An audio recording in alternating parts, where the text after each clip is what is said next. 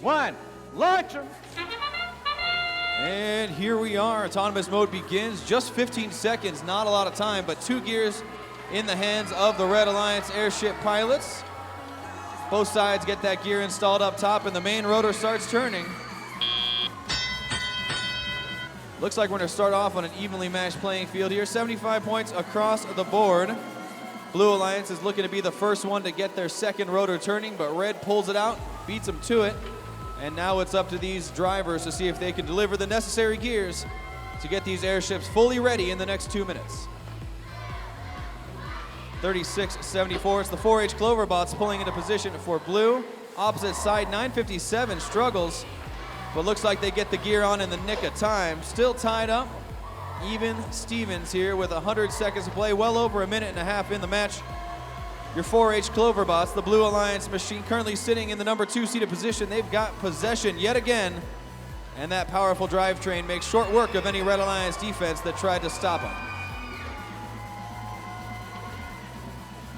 And back at the retrieval zone, Red Alliance Machine Confidential now has possession for Red.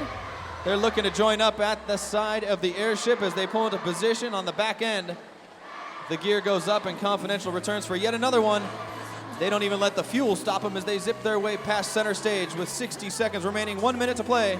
Still an evenly matched game. Any point could make it or break it here. We have yet to see a fuel shot come into play. 25-50, Skynet slips a gear on as well. Frantic waving, 2 gears remaining for the Blue Alliance airship, 4th rotor. Red Alliance trying to beat them to it here as gears fall into position. Looks like they may need yet 1 more gear for Red. Plenty of gears at their disposal with 35 seconds to go. Who will get it first? And the cranks are turning there. Red Alliance struggles with some bound up gears.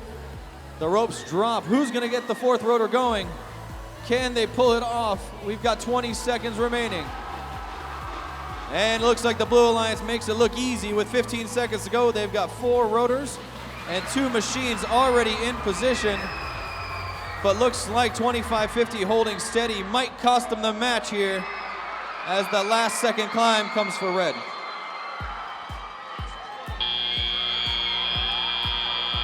What a finish there, a climactic climb. An absolute showstopper from the Red Alliance, neck and neck up until the end of the match. Your scores are in. Let's see these airships take flight. Lifting off, the animation will tell the tale. The Red Alliance pulls it out, congratulations. What a show there, 3 ranking points. That puts Confidential up in that number 7 seeded position. That's a coveted spot. Looks like the 4H Cloverbots narrowly hold on to their number 2 seed. Let's break down the end of that match, Brett. That was quite a nail-biter. Yeah, a lot of action there at the end, and we're going to take a look at the Red airship as we watch our replay come up on the big screen here. The Red pilots ran into a bit of a snag there at the end of the match. They were having some difficulties with that 4th rotor, but I want to really emphasize that these pilots kept their cool. They did a great job. So you're going to be watching right here. It's the Red airship, and keep your eye on the Confidential pilot. That's him right there in the trench coat and the hat. And as we roll this forward, you're going to see his partner had a little bit of trouble with getting that 4th rotor turning. They put the gear on as soon as we see this animation play. And there's 2 really great things that these pilots did. The first was they had some trouble with the gear. They couldn't get the rotor turning. Then they saw the lights flash for 30 seconds, and they stopped working on the rotor because they knew they got to get those ropes down as quickly as they can.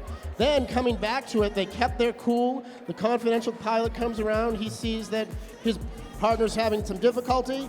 He looks down and he recognizes, you watch right there, one of those gears was misaligned. He picked that up, reset it properly, and got the rotor spinning just in time. That's outstanding heads-up awareness by our pilots. Well, yeah, and it takes a team of 2, right? You only have 2 up there. You got to rely on each other to help cover each other's backs when stuff like that goes wrong. It would have been a shame to have that rotor not turning and have lost a match because of something like that. Absolutely.